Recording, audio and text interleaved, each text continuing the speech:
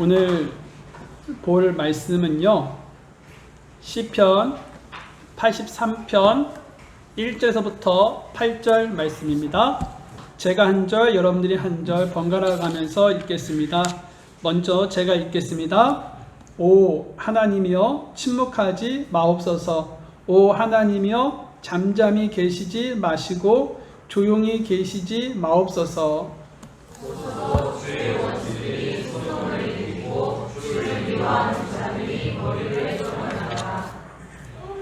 그들이 주의 백성을 대적하려고 교활한 계략을 꾸미며 주께서 숨긴 자들을 대적하려고 협의하여 말하기를 보라 우리가 그들을 끊어 민족에게 공격하게 하고 이스라엘이라는 이름이 다시는 기억되지 못하게 하자 하였나이다.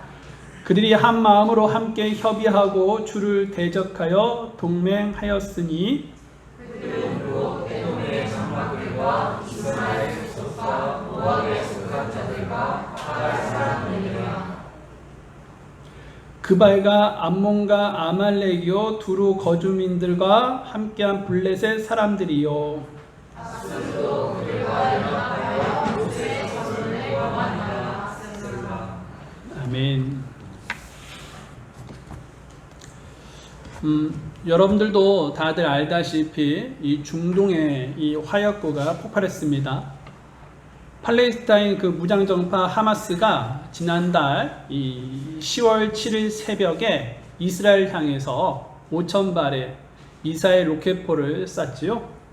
이런 공격으로 인해서 이스라엘 사람들의 수백 명이 사상자가 발생을 했습니다.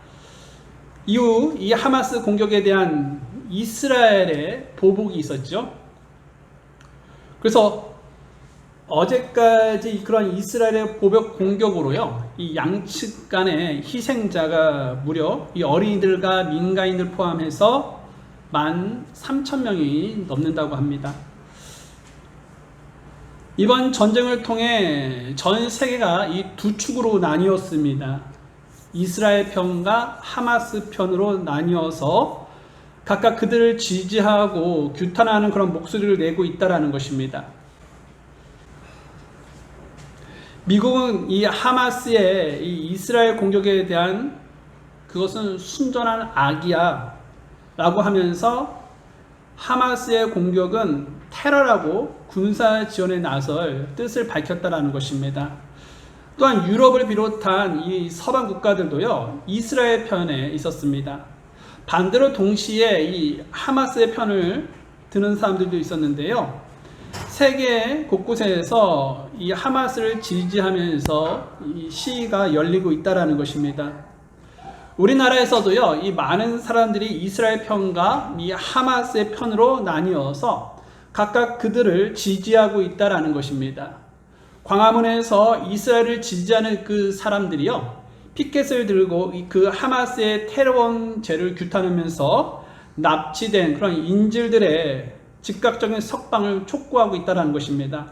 한편 인천에서는요, 이 팔레스타인을 지지하는 그런 무슬림의 시위가 벌어지기도 했다는 것입니다. 그러면 여러분, 이 이스라엘을 지지하는 사람들이 왜 그들의 편에서 목소리를 내는 것일까요?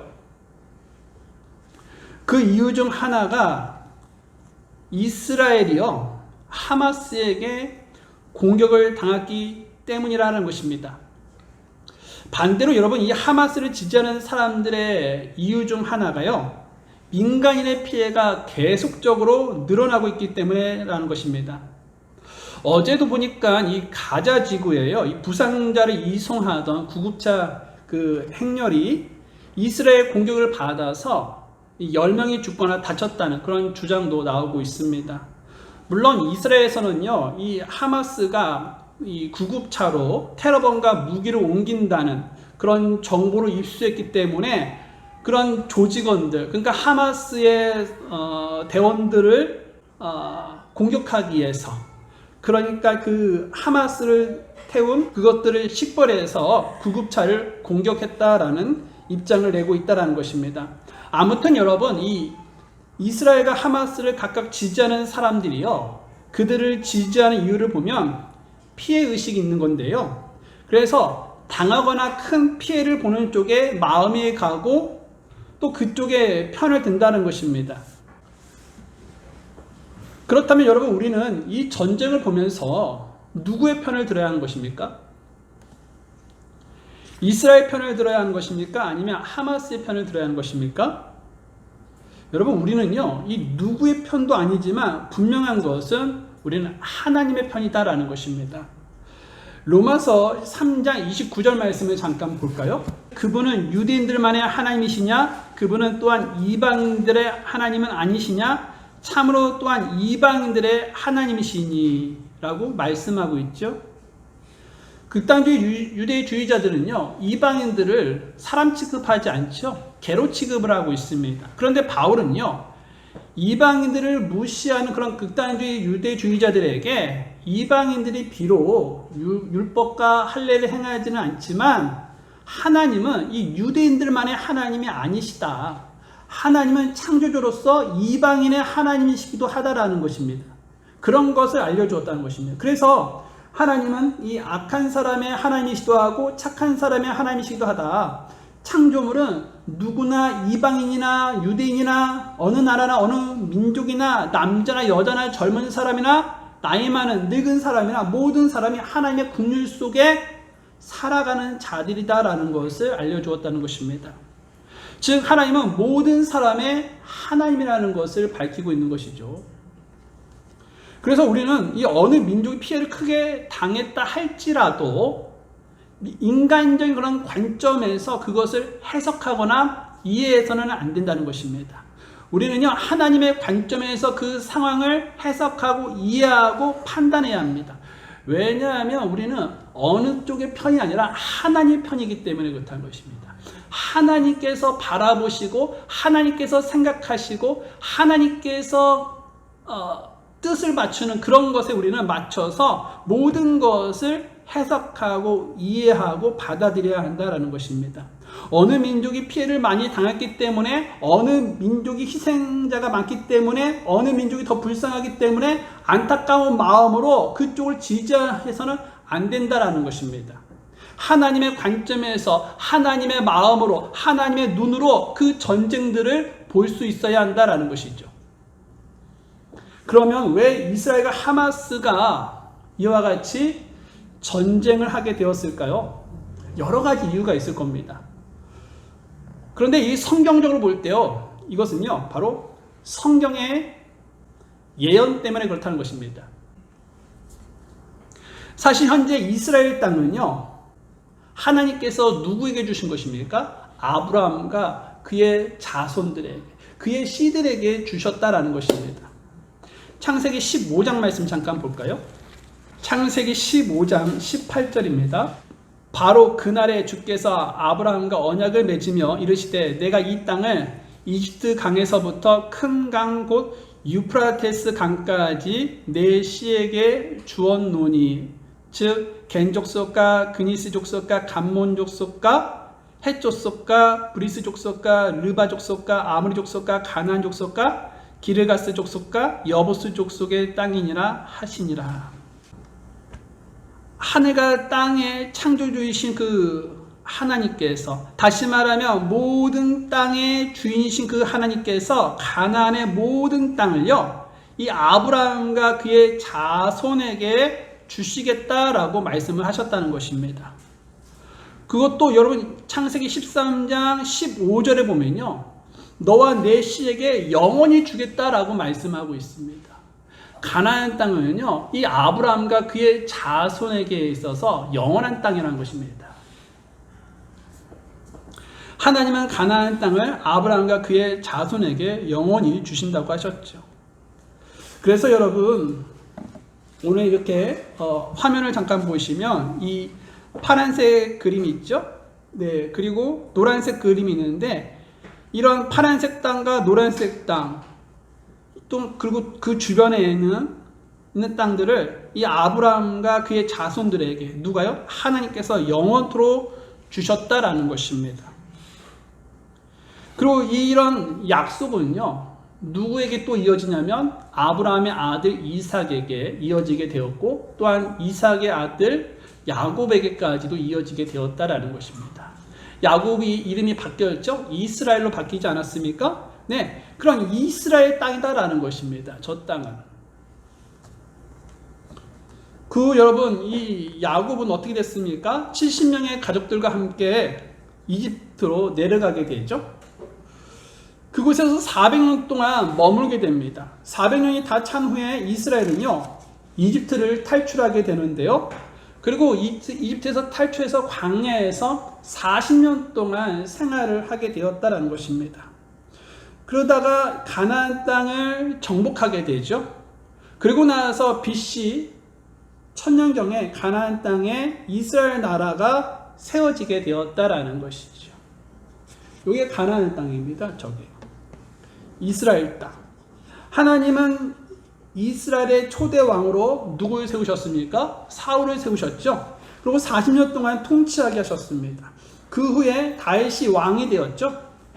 그리고 이스라엘을 다스렸는데요. 다윗이 그때 왕으로서 이스라엘을 통치하고 있었을 때에 여부수 족속이 터를 잡고 있던 그 예루살렘이라는 곳을 공격을 하게 됩니다.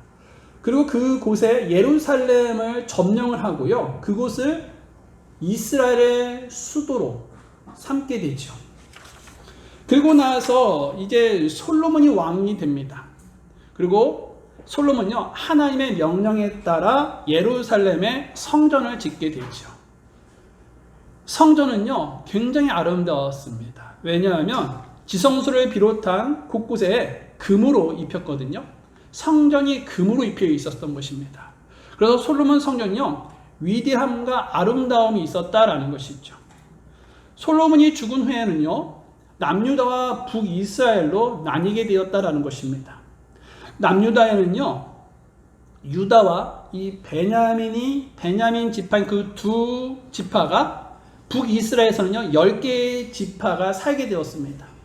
북이스라엘은요 BC 721년에 그만 안타깝게도 아시리아에 의해 정복당하고 멸망하게 됐죠.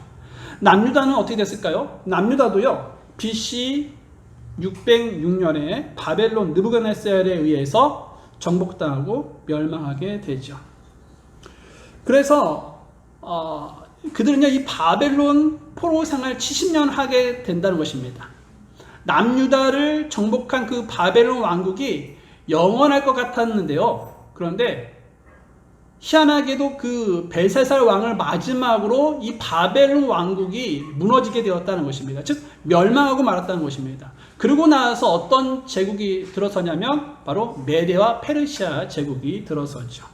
이렇게 메데와 페르시아라는 새로운 왕국이 세워지게 되는데요. 이 왕국을 전체적으로 다스리는 왕은 누구였냐? 페르시아의 고레스였습니다. 그리고 바벨론 지역을 다스리는 왕은 메데 사람 다리오였죠. 고레스는요, 이 유대인들에게 유다로 돌아가도록 허락을 한 적이 있었죠. 그리고 성전을 재건하도록 허락을 했었습니다.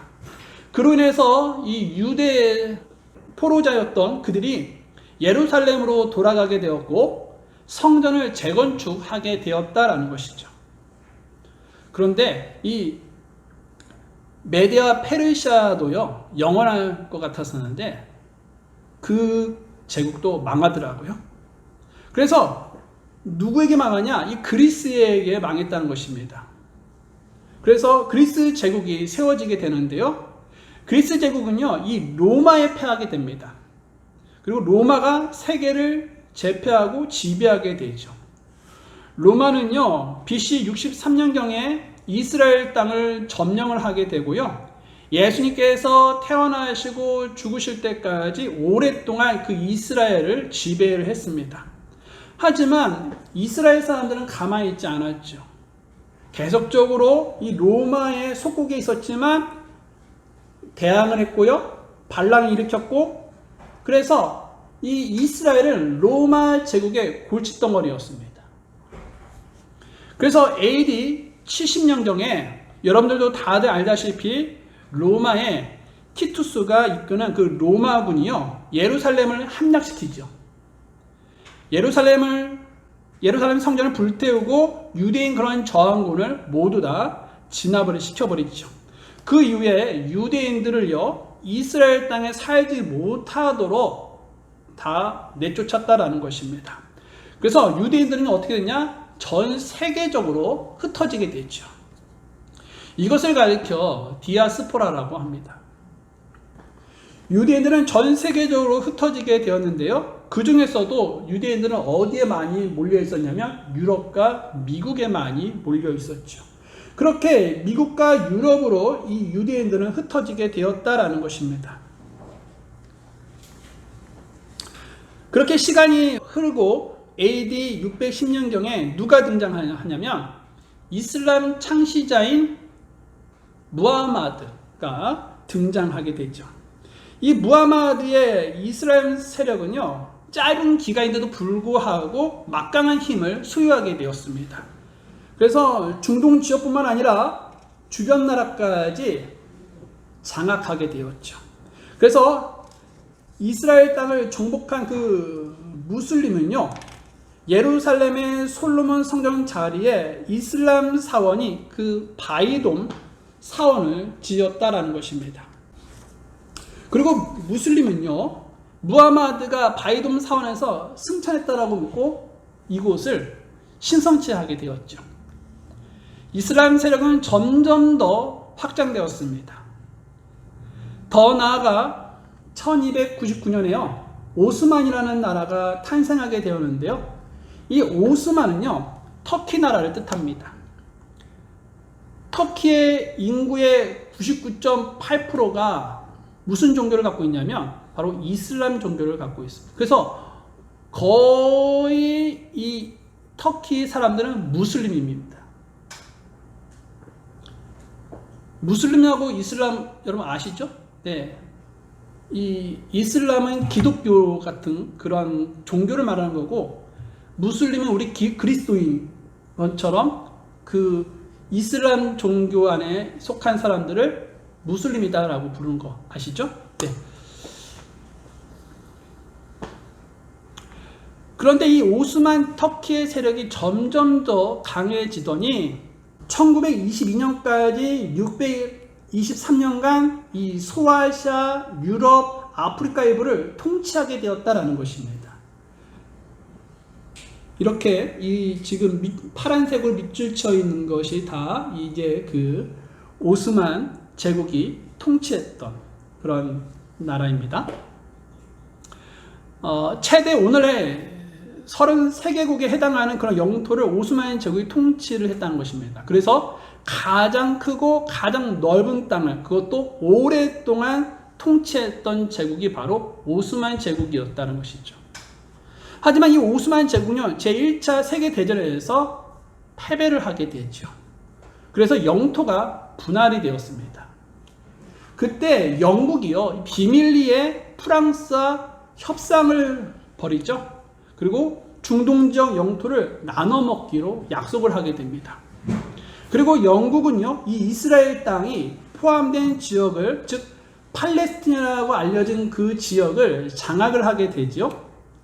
한편 여러분 이 오스만 제국과 이 전쟁 중에 있었던 영국은요 전쟁 막바지에 이 전쟁 자금이 좀 딸렸던 것 같습니다.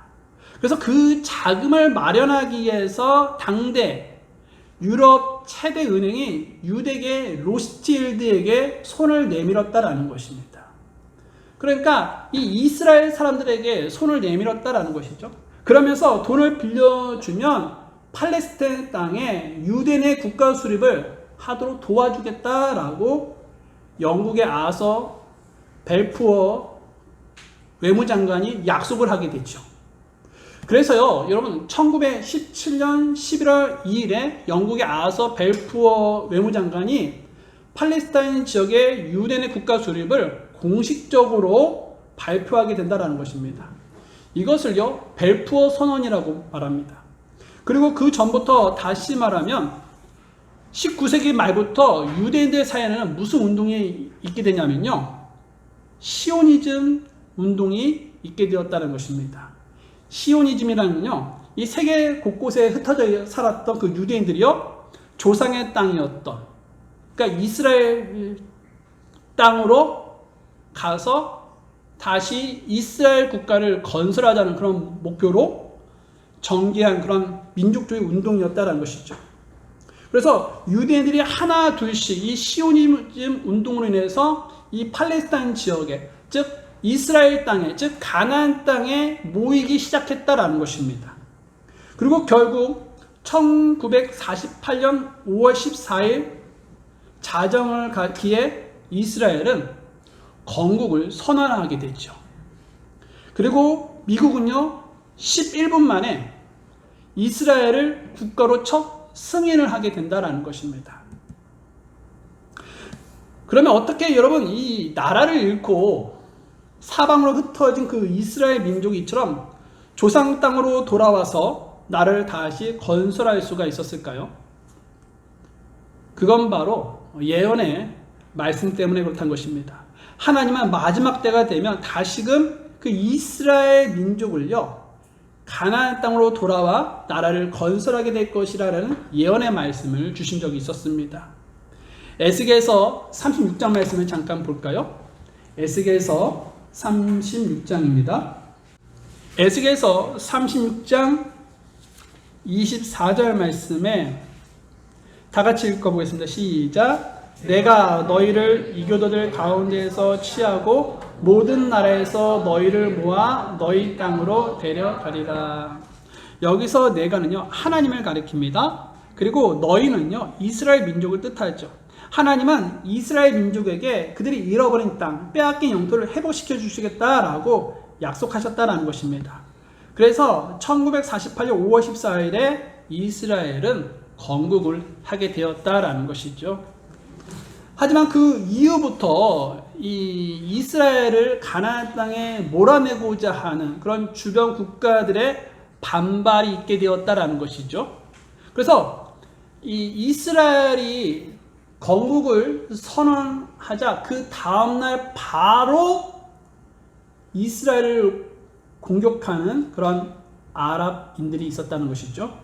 이스라엘을 공격한 그 아랍 국가들은요 이집트, 이라크, 시리아, 요르단, 레바논 총 5개 연합군이었다라는 것입니다.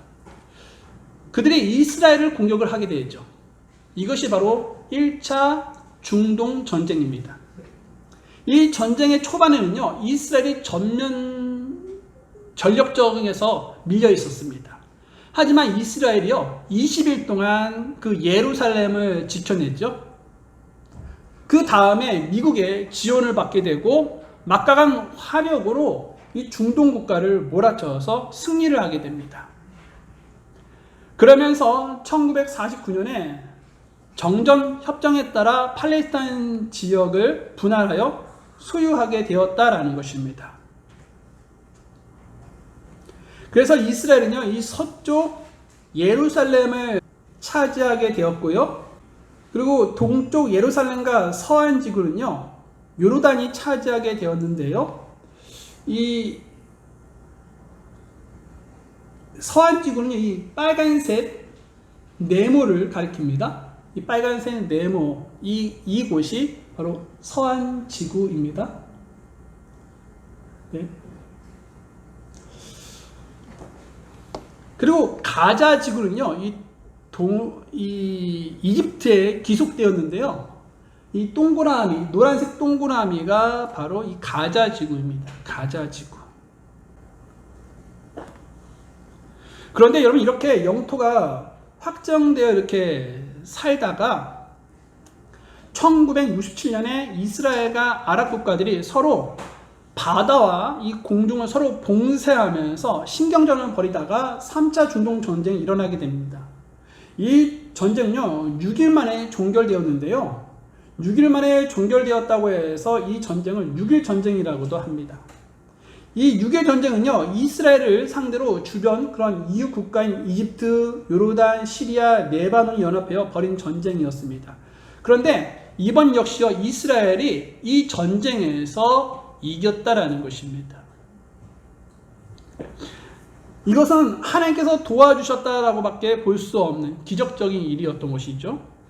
이 전쟁으로 인해서 이집트에 속해 있었던 가자 지구뿐만 아니라 이집트 땅의 상당 부분도 그 이스라엘이 차지하게 되었다라는 것입니다.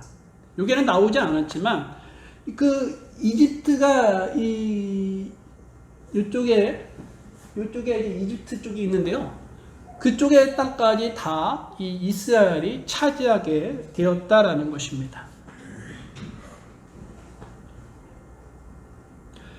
또 요르단에 속해 있던 이 서한 지구, 이 빨간색 네모라고 말씀드렸죠. 그것도 이제 이스라엘이 완전히 차지하게 되었다라는 것입니다. 하지만 평화 협정을 이스라엘이 맺고요, 빼앗은 그 이집트의 땅을 돌려주었습니다. 이집트에다가. 그러면서 이스라엘 민족은요, 이 가자 지구와 이 서한 지구에 정착하게 되었습니다. 동그라미가 가자 지구, 네모난 곳이 서한 지구입니다. 그곳에 이제 유대인 정착촌이 생기게 되었다는 것입니다.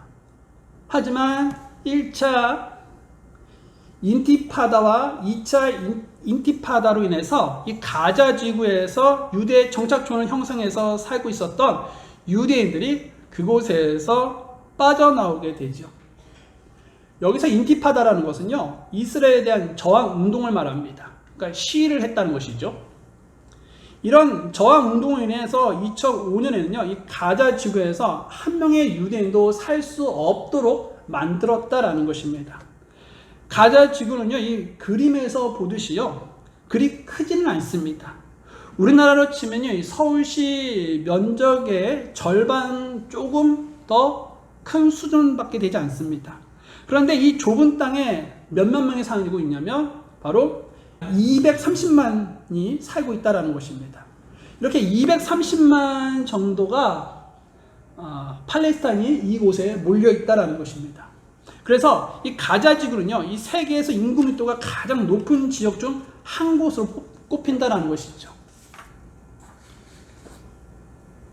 하마스가 집권하고 있는 이 가자 지구입니다. 이 하마스가 집권하고 있는 가자 지구는요, 창살 없는 감옥이라고도 불립니다.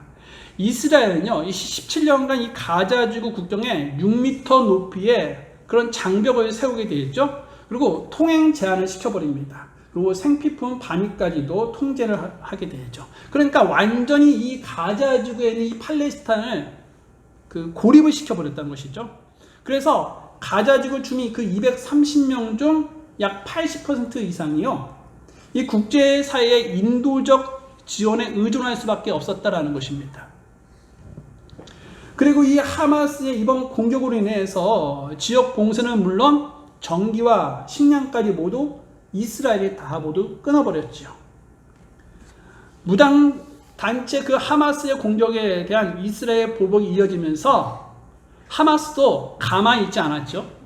어떻게 했냐? 이 남부에, 그러니까 이스라엘의 그런 남부에 있는 영유아들을 최소 40명 정도를 죽이게 되는데요, 일부는 참수까지 시켰다는 그런 보도가 있습니다.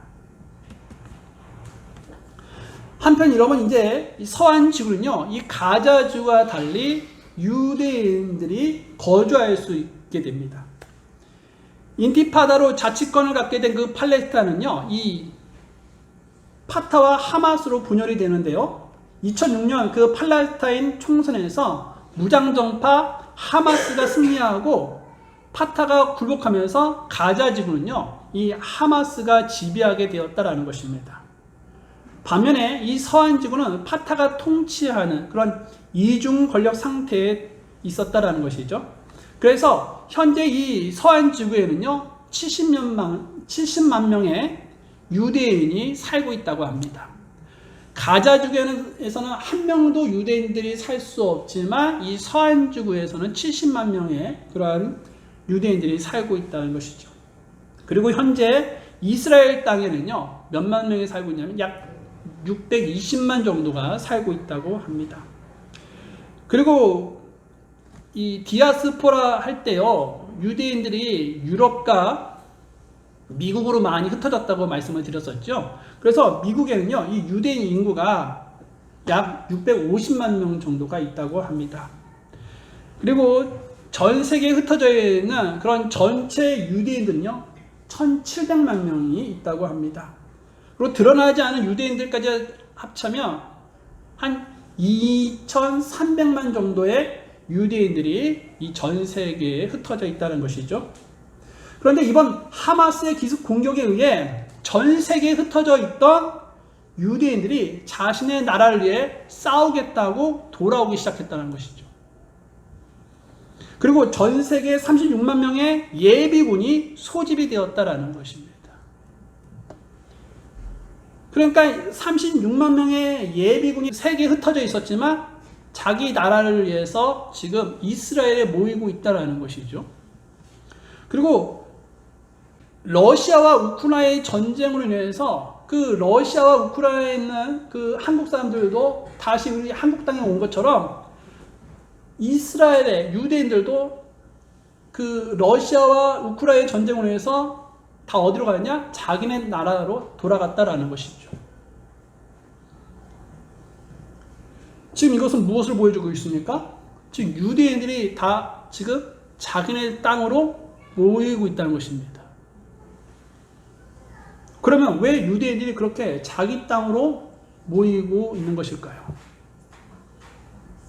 오늘 본문을 잠깐 볼까요? 본문은 어디였습니까? 시편이었죠?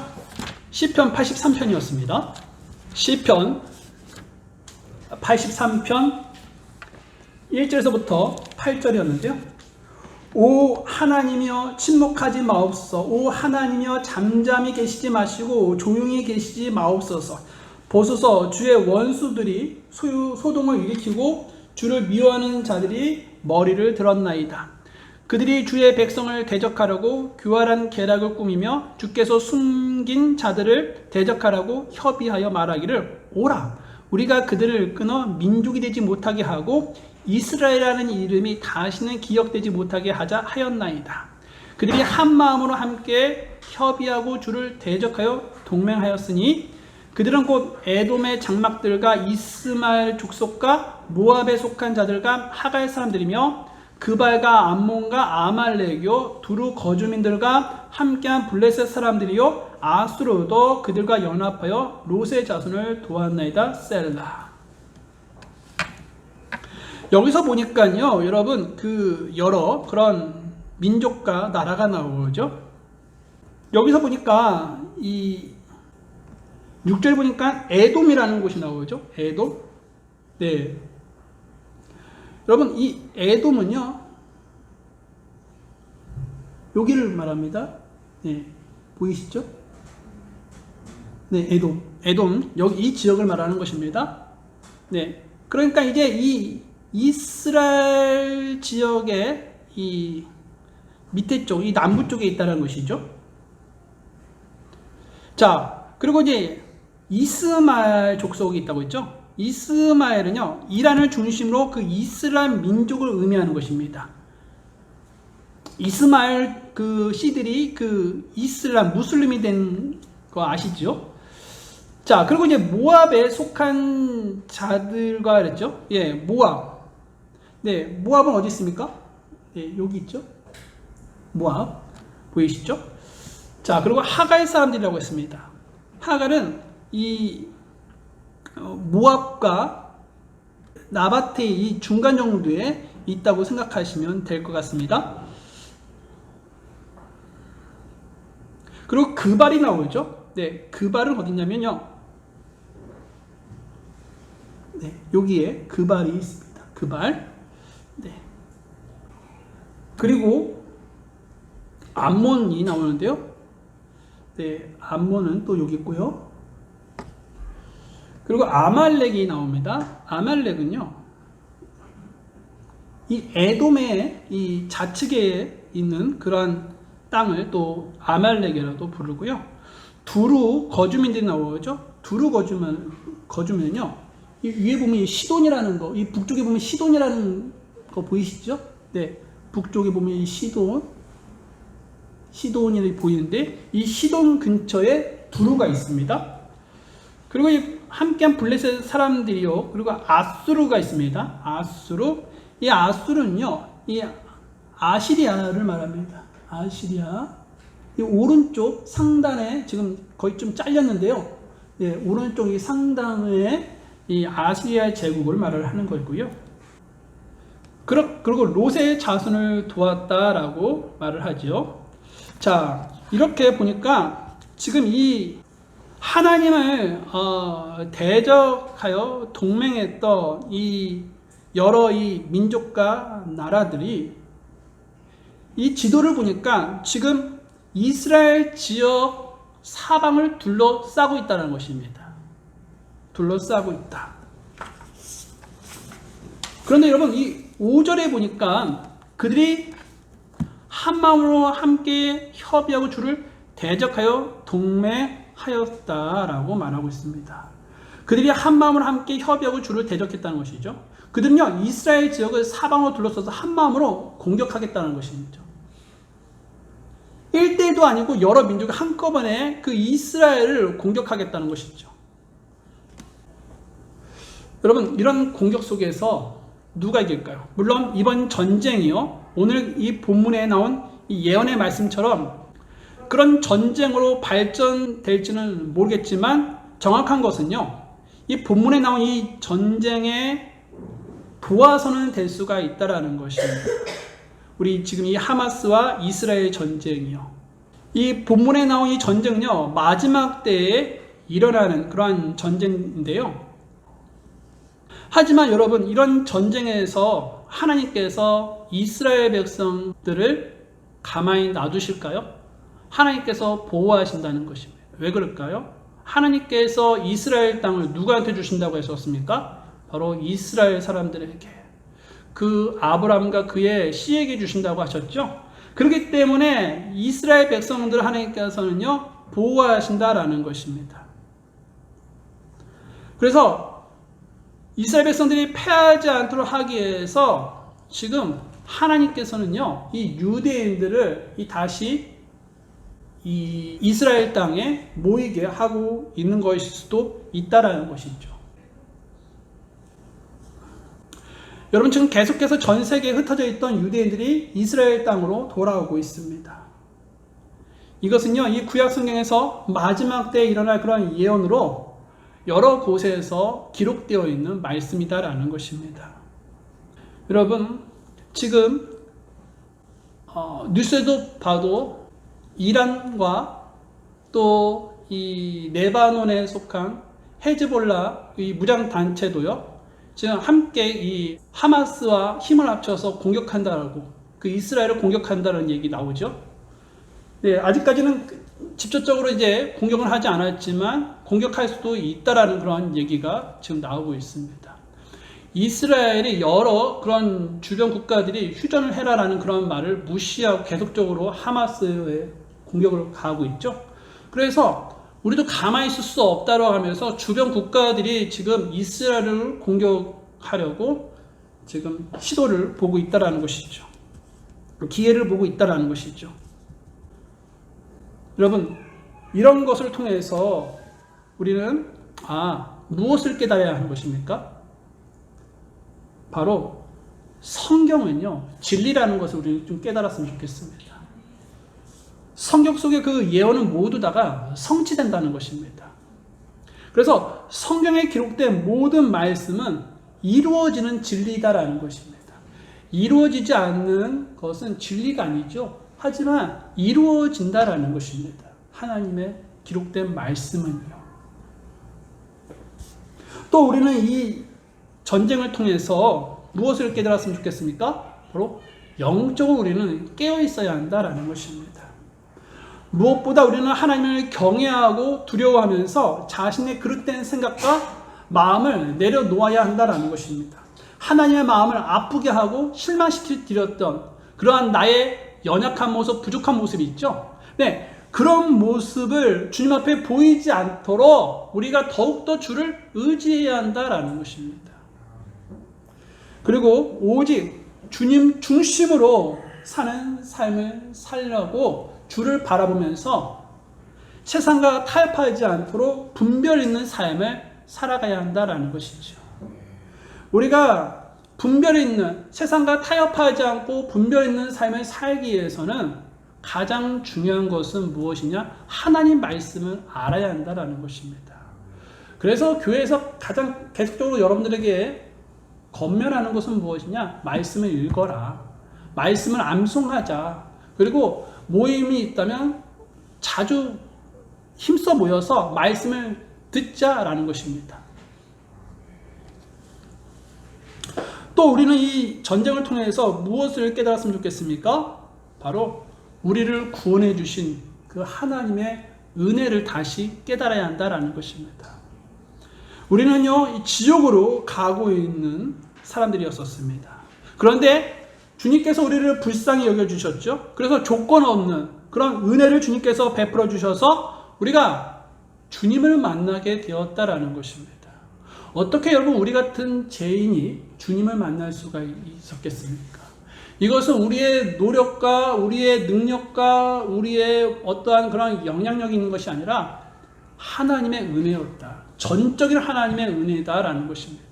그래서 여러분 우리가 이렇게 구원받아서 하나님의 자녀가 된 것에 대해서 우리는 주님을 찬양해야 하고 주의 이름을 높여야 한다라는 것입니다. 여러분 우리는 이제 지옥에 가지 않습니다. 왜냐하면 우리를 지옥으로 보낼 수 없기에 주님께서는요 본인이 내려오셔서 하늘에서 이 땅으로 내려오셔서 십자가를 친히 지셨기 때문에 그렇다는 것입니다. 주님은 우리를 사랑하셔서 십자가에 대신 못 박히시고 죽으셨습니다. 그래서 우리의 죄값이 모두 다 그 십자가의 피로 인해서 다 용서가 되었죠. 여러분 우리가 그 사실을 믿으면요 우리는 더 이상 지옥 자식이 아니라 하나님의 자식이다라는 것입니다. 하나님의 자녀가 되어서 이 땅에서 권능 있는 삶을 살 수 있다라는 것입니다. 이런 은혜가 하나님께서 우리에게 선물로 주셨다는 것입니다. 그 선물을 여러분 받을 수 있기를 바랍니다. 그리고 그것을 내 것으로 삼기를 바랍니다. 여러분 이번 전쟁에서 우리는 하나님 편입니다. 어떤 편을 들어서는 안 되는 것입니다. 하나님의 관점에서 하나님께서 어떻게 하시는 것에 대해서 우리는 그쪽의 편을 들어야지 이스라엘 편이나 또한 하마스의 편에 있어서는 안 되는 것입니다. 물론 성경에 보면요 하나님께서는 그 이스라엘을 위해서 눈물로써 기도하라고 말씀하셨습니다. 맞습니다. 우리는 이스라엘을 위해서 눈물로써 기도해야 합니다. 하지만 우리가 여기서 짚고 넘어가야 하는 것은 어떤 편에서 인간적인 그런 생각에서 편을 들지 말자는 것입니다. 하나님의 입장에서 편을 들 수는 있지만 내 생각과 내가 배웠던 그런 지식과 고정관념으로 인간적인 그런 인본주의 사상으로 편을 들지 말자는 것입니다. 하나님의 관점에서 하나님의 입장에서 하나님의 편에서 모든 상황을 지켜보면서 그 상황을 지켜보고 함께 기도하면서 이 상황들을 주님 앞에 맡겨야 한다라는 것입니다. 자리에서 일어나겠습니다.